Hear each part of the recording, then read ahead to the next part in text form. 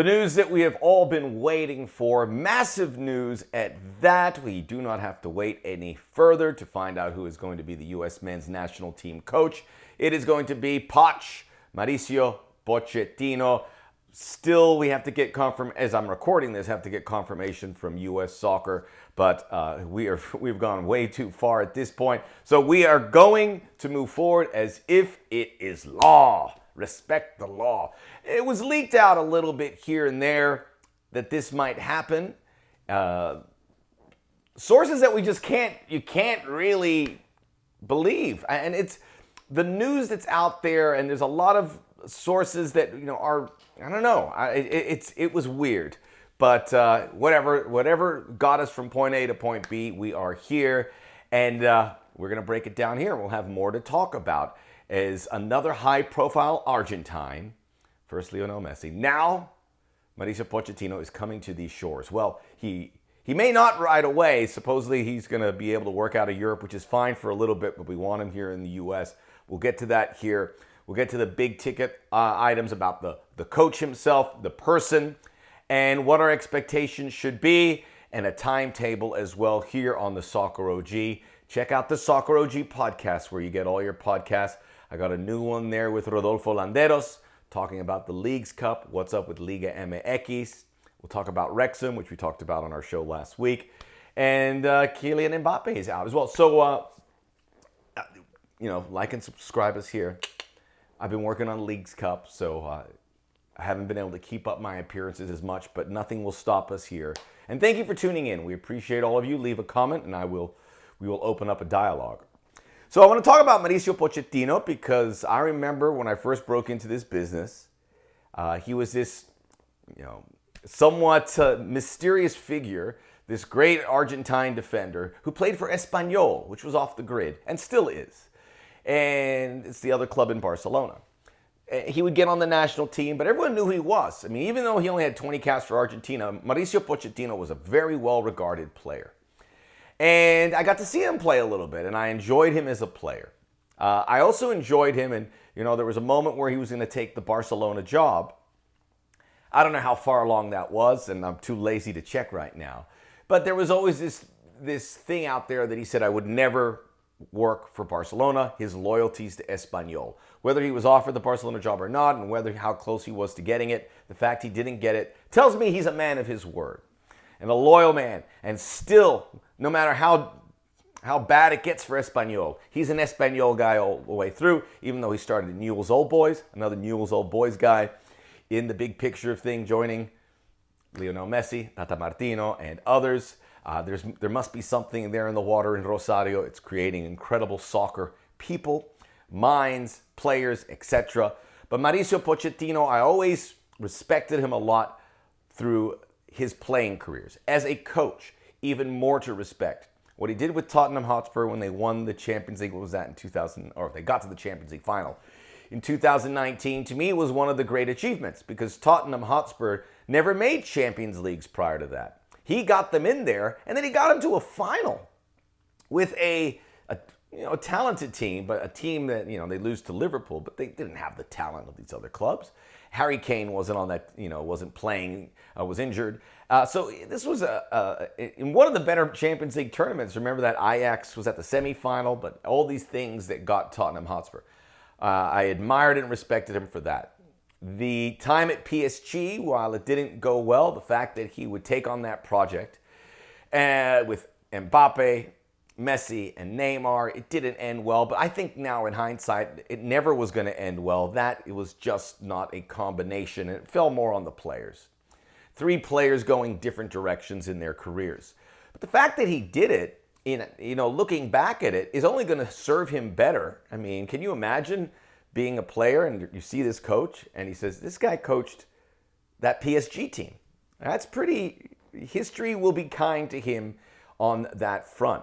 And then finally, obviously what he did with Southampton, and that's important to mention because there was that connection with Matt Crocker, and I've said to you so many times, connections are everything in this business and every other business.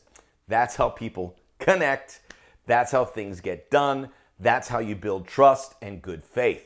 So Matt Crocker was able to do that. Mauricio Pochettino, I think it would be safe to say without that connection, this announcement doesn't happen. So good, Matt Crocker, a word about him shining through by getting, we get Emma Hayes in here, and now this, it shows they're practicing what they preach. This is a new day for U.S. soccer. Hopefully it translates to what happens on the field. So good for that. Finally, with what Mauricio Pochettino did with Chelsea, while it didn't start well, it started to bear some fruit. And we've heard many of the Chelsea players didn't like the fact that Chelsea and Mauricio Pochettino parted ways.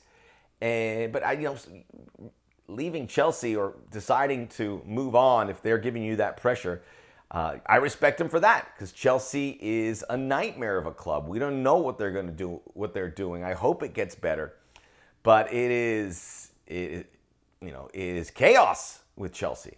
So he knew to distance himself, and if that didn't happen, we wouldn't be in this conversation. Connections and timing are everything, and that is why we have this incredible high-profile manager in charge of the United States men's national team.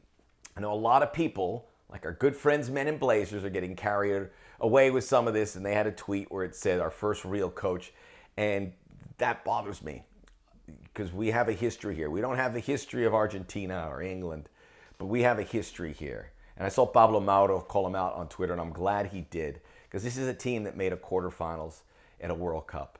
This is a team that made the Confederations Cup final, beating the number one team in the world in Spain. This is a team that usually when they make the World Cup, make the knockout stages. We have a lot to be proud of.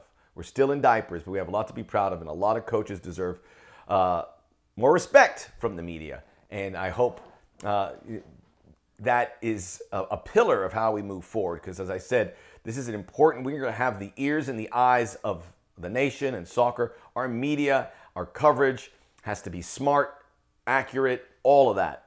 It has to be. It may not be, and we've got to match the way other sports are presented in the media, which is top class, whether it's NFL or baseball or NBA.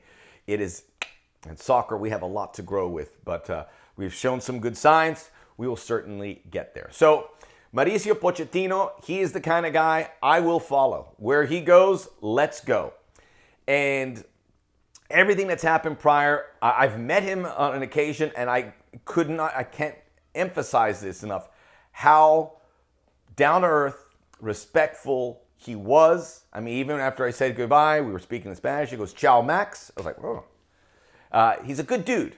I think that you can tell. He's a stern dude. He's a no-nonsense dude. You have to be good at this profession, which, he's had a few hiccups, but by and large has a remarkable coaching career. Still on the shorter side. Well, not really that short.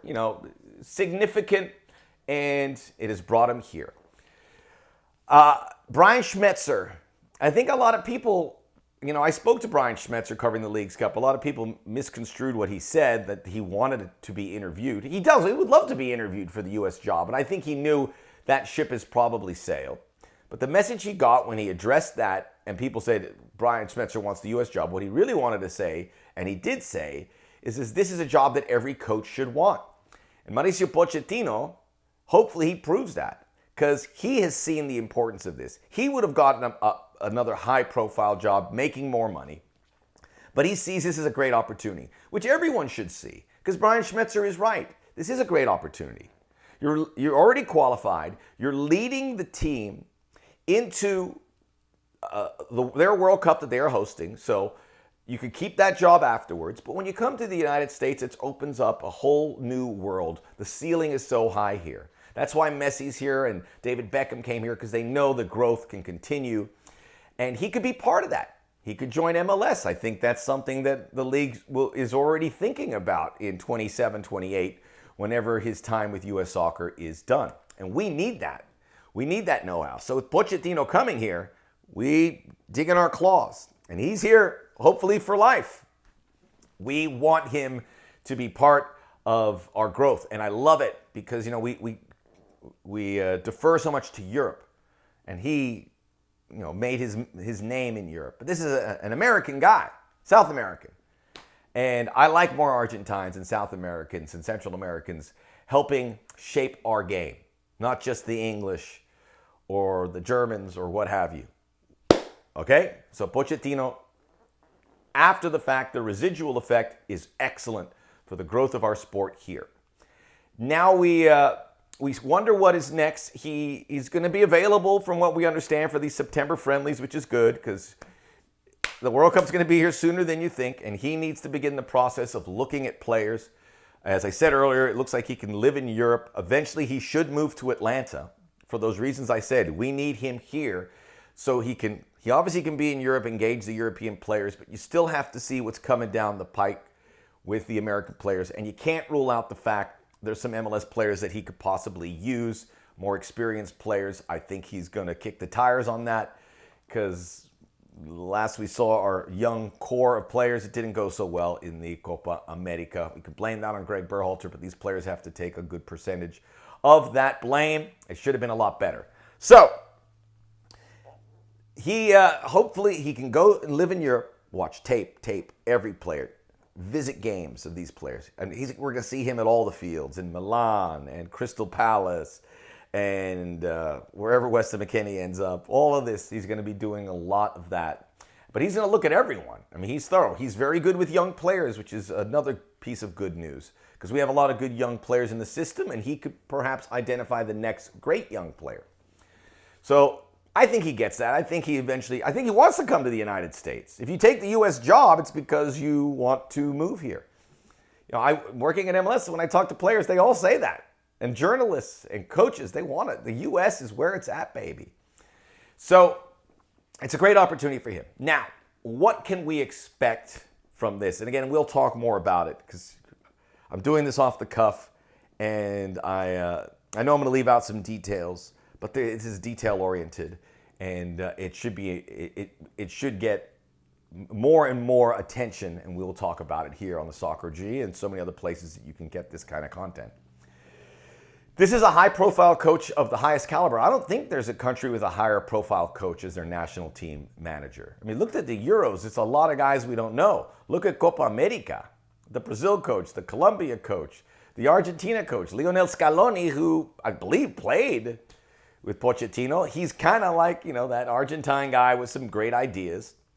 There's no high-profile coaches. This might be the most high-profile coach in the world's game. I can't think of anything at the top of my head. Roberto Martinez, Pochettino blows him out of the water. Who else? Didier Deschamps, as a player, yeah, and as a national team specialist, but not as a coach who's coached Chelsea and PSG. This is number one. Now, I want you to be very careful here because that does not mean results. And there is a reason a lot of high-profile coaches like Mauricio Pochettino are not in the international game. Whatever that is, I don't know. I have an idea. They want to be a club coach. That's where the real money is. That's where you get to immerse yourself with the players, where you have them every day. You're not getting them every day here. This is a job done by afar. You have to trust your senses, muscle memory. And you get these players for a week or 10 days at a time until the big competition. And that's it. You're going to have the Gold Cup, and then you're going to have the Copa America. Everything else is going to be done pretty much remotely. That's a different skill set. And a lot of coaches don't really buy into that. And I'm a little surprised Mauricio Pochettino did. So he is also a coach that has a complex set of rules. We saw that certainly with the interpretation of it at Chelsea. Players didn't quite grasp it. It's like, we understand it's like a 4-2-3-1. He can go 4-4-3-3, which is what the U.S. did. He likes to bang up with those forwards. He likes to counter press, which are all intricate ideas and sometimes hard to grasp. And we didn't see that with Chelsea until the very end. You don't get to interpret that on the national team. You got to go with your gut and give these players the keys. So that's a big part of this. And I don't know how that translates. And we're going to put a lot of pressure on Mauricio Pochettino because this is the dream candidate. And he's a little handcuffed here. We got to understand that. The name will take you so far. It'll get the respect of the players. The big issue about the players taking it easy because Greg Berhalter was like a friend, You got to be a friend, but you got to be stern. But you got to be careful about what this means for these players, because it could mean they're out, or their playing time diminishes, or their playing time increases, and they're not ready for it.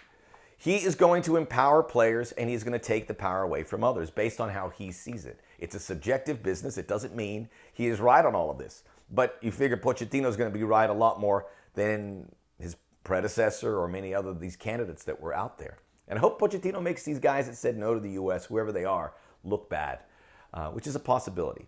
So the player base, I think he's going to get it right. He has to learn what this is all about. Thankfully, we don't have to learn it on road trips in Honduras in a qualification process. It's the showpiece event at world-class venues at the World Cup, something Mauricio Pochettino knows about. So we have to be realistic, and I can't give you a real answer on how successful this will be. And we got to be careful about that, because there's a very good chance they make it as far as the 2022 team did. It's possible. And I don't want him to be judged upon that. And he might, step on some toes and upset people, but we got to be ready. And you got to say, yes, you're in charge. And the criticism, unless things go really bad, and there's going to be a time, very realistically, maybe before the World Cup, where we're like, Poch out! By the way, he's got the greatest nickname in soccer, too. Poch out! We don't want you. Because he's going to ruffle some feathers, and maybe he doesn't get the results. But the good news for him is there's not a lot of results to be got before the World Cup. But we'd like to see him after this, hopefully for another Copa America, hopefully for the next World Cup if things go well. But this is a tough job. He's a great candidate. He's got a short time to do it, but I'm glad we've got this under. I am so curious to see what this looks like. Excited to see Mauricio Pochettino be part of our American structure, because even if it doesn't go well in 2026, the fact that he's here putting his know-how on our players or future coaches is great news. We will continue the conversation about Mauricio Pochettino. I approve. Again, huge fan of his as a player, as a manager, and you have to pinch yourself to think you're going to see him with the USA top. It's pretty freaking cool. It's pretty cool. Hopefully we see those tops in a World Cup quarter or semi. The Soccer OG, check out the Soccer OG podcast where all podcasts are available. Like and subscribe us there. Here as well, hit the like button so we can continue to provide good videos, and what already was a great 2 years coming up is going to get even more interesting.